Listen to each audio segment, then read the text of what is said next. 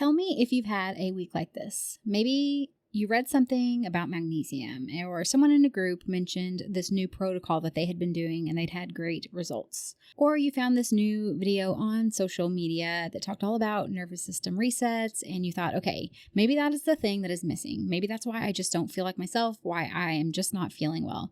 So by Friday, you have 4 tabs open, 3 things sitting in your cart, and you feel more overwhelmed than when you started. That is not a willpower problem. That is what it feels like when your body is running on empty and the internet keeps telling you that there is one more thing that you should be doing. Let's talk about it. Welcome to Chronic Illness Moms. If you're more than just a tired mom, I'm talking trying to make it through the day without crashing by noon while raising neurodivergent kids, you're not alone. I'm Ashley, a wife, mom, and certified health coach. I have lived with autoimmune disease and flare-ups that made everyday life feel harder than it should. After years of pushing through and burning out, I learned how much stress, poor sleep, and nervous system overload were driving my symptoms. Everything changed when I started building small, realistic habits that actually supported my body instead of fighting it. In this podcast, you'll learn simple habits that help you to feel better. So pop in your earbuds and take a break from the chaos. It's you time.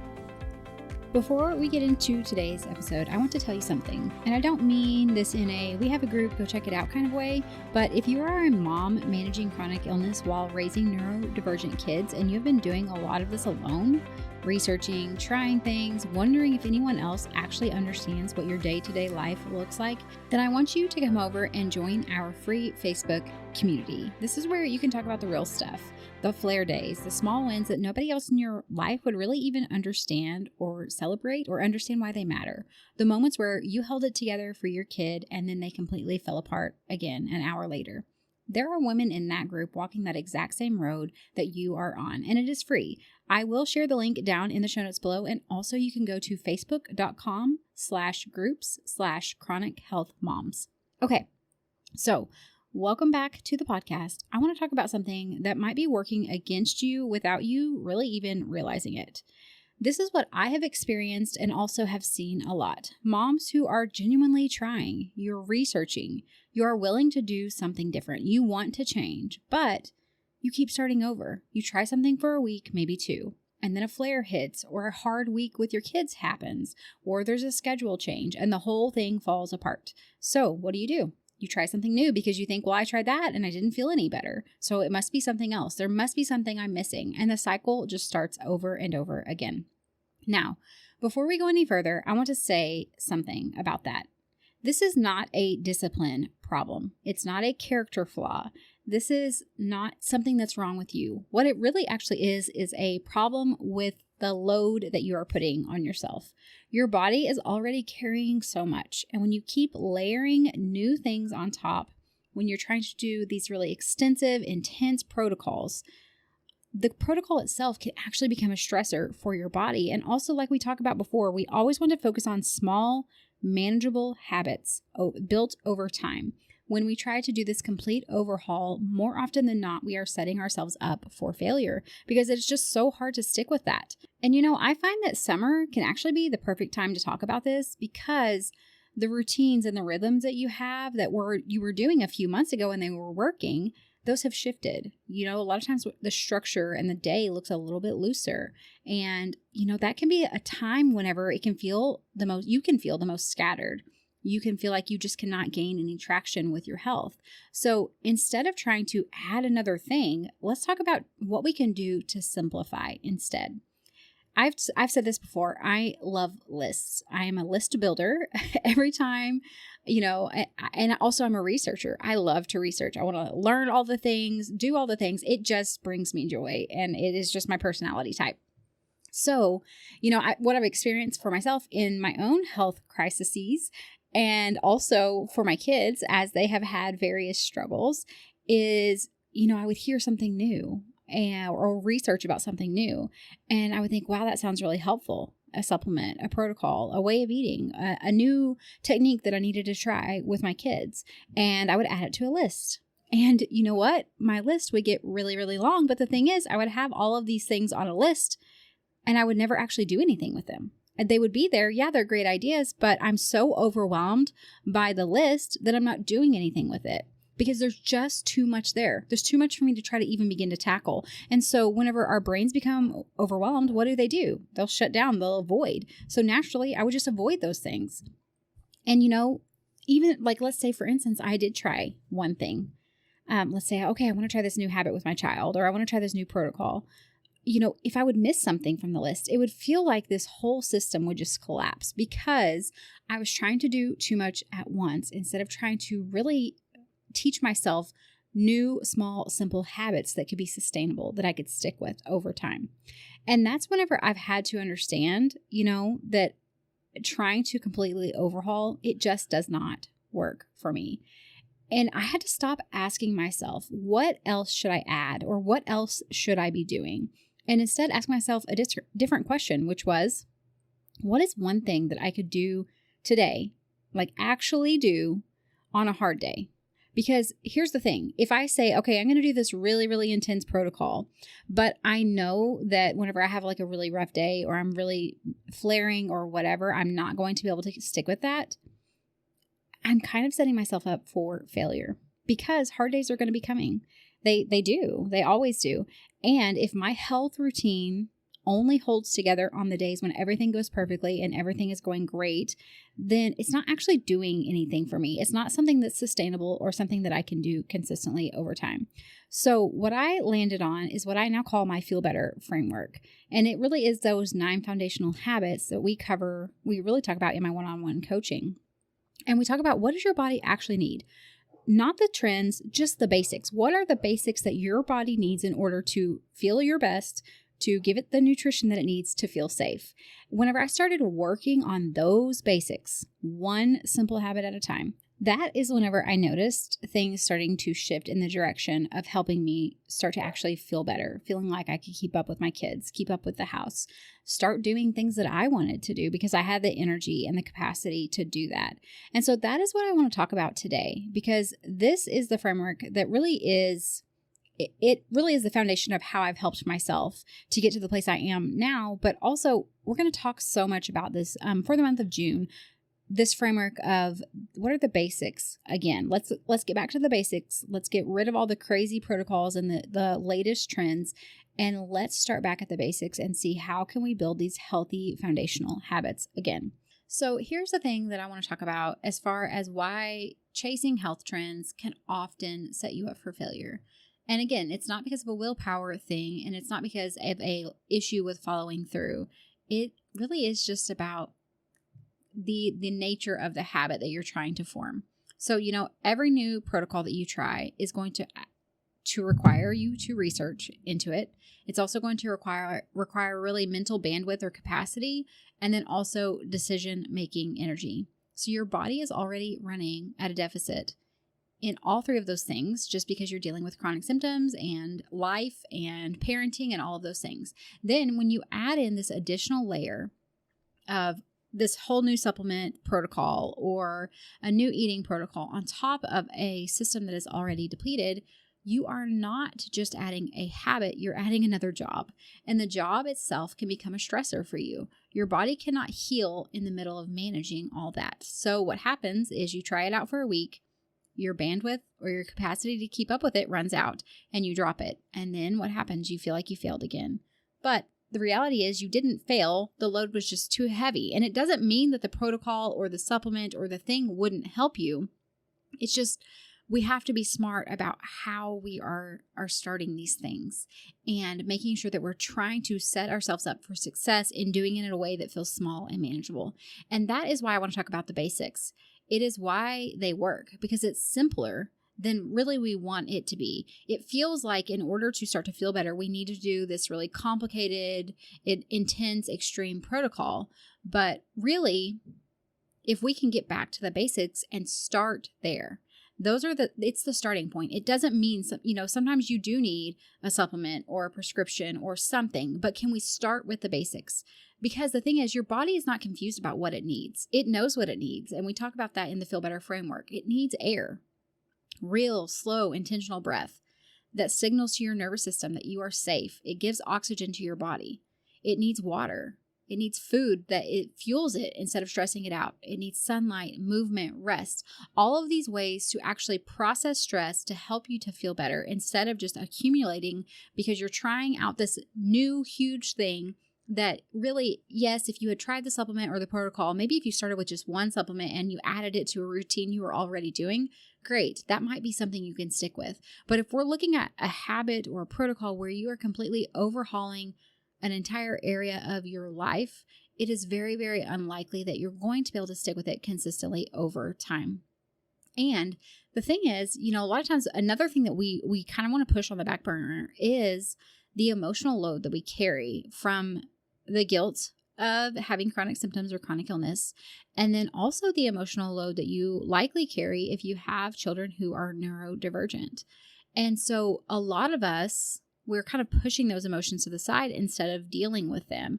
And that emotional load weighs us down. It starts to accumulate and add to our stress response and add to the stress that we feel in everyday life.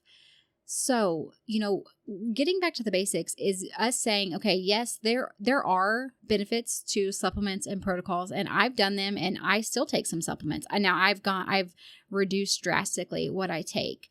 But there are benefits to all of these things. However, if we don't have the basics covered, we're really setting ourselves up for failure, because you can't out supplement the fact that you need rest. You can't supplement out the fact that you need food that fuels your body. And so that is why we really have to start and say, can I start with the basics? Yes, they're boring. Yes, they're simple. But here's the thing. I can start doing the basics in a way that's very bite-sized and small and manageable, and I can build up on those over time. And that's something that you can stick with. That's something that can become just a lifestyle and a habit for you that you just do without thinking. And the reality is, none of this that I'm sharing, this is not new information for you, most likely. It doesn't require, some kind of 3-week elimination protocol. But what it does require is consistency. And that consistency really only happens when the thing that you are doing is simple enough for you to keep doing on the hard days. When it is simple enough for you to keep doing it over time, over and over again, until it just becomes something that you do without even thinking about it. And that really is what we talk about, that Feel Better framework, those 9 areas: air, water, food, sunlight, exercise, rest, stress, emotions, and also the spiritual aspect of that. And your body already understands that it needs all of these things. And that's why we get symptoms, because our body is crying out saying, hey, you haven't slept well for 2 months. And this is why I can't think clearly. This is why we're exhausted. And that's the thing. Your body knows what it needs. And a lot of times we just have to slow down and be okay with starting over with the basics and saying, okay, this feels kind of like failure because I'm not doing a program. I'm not doing some kind of big, huge thing. But what if I just say, I'm going to start with one simple thing? A way of looking at this really is to ask yourself, if I were to say, okay, I'm going to get back to the basics and I know these are the things that I need, then ask yourself, if I'm looking at these 9 areas from the Feel Better framework, so air, water, food, sunlight, exercise or movement, whichever one you want to call it, rest. Now this is sleep, but also physical rest, stress, emotions, and then the spiritual aspect. Which of those would you say is the most depleted for you right now? And then once you have that, what is the smallest thing possible that you could do about it? Ideally, what is something that I could do that would move the needle in the right direction that would take me 5 minutes or less a day? That's the kind of way, that's really the path where we build a habit that we can stick with. Can I do this in 5 minutes or less a day? Because guess what? If I can, then even on the hard days, I'm a lot more likely to stick with it.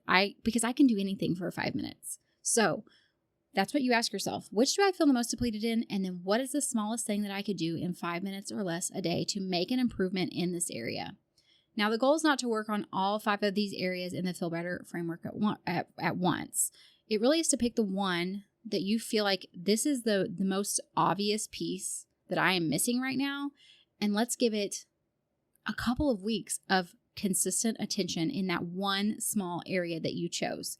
So we're not saying, okay, I'm going to pick one thing for 5 minutes and then tomorrow I'm adding another thing for 5 minutes. No, we want to pick the one thing that we're choosing that we can do for within 5 minutes in a day. And we're sticking with that one thing for, let's say, 30 days. Let's do it for 30 days. And then we can move forward from there once that has become something that is just part of our everyday routine.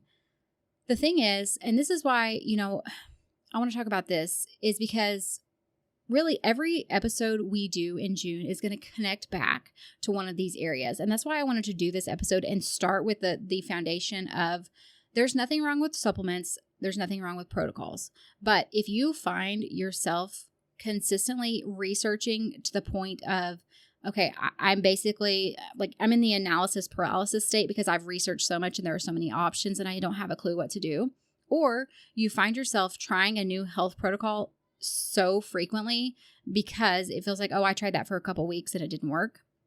Then I want to just encourage you. Let's get back to the basics instead, and let's start in a small way that feels very simple. And we're going to talk about this really for every single episode in the month of June. We're going to dig in deeper to each one of these and see what does this look like in real life for you. Now, obviously, we each have our own specific life circumstances and schedules, and so there's going to be some nuance there, which is why, having that one-on-one coaching time is so important because we can dig into the nuances of your life. But if that's not for you, that's okay, because guess what? You can take all of this information that we're going to cover in the podcast and you can tailor it to what fits in your real life and say, okay, what is this actually going to look like for me? What is it that I need? And what is the one thing that I can do to move the needle forward to help me to start feeling better? Okay, so what I want to say is the reason a lot of times health trends fail is not because there's anything wrong with them. It is just that you are adding more to an already depleted system. And it's just making it where it's just too stressful for you to stick with it. Really, that's to kind of summarize it. It becomes too stressful for you to stick with. And a lot of times when we look at just the theory behind habit formation and stuff like that, that is kind of one of the basics. If we try to do too much at one time, we're just not going to be able to stick with it. And the other thing I want to say is God did design our bodies to give us these signals and to help us to understand what is it that it actually needs.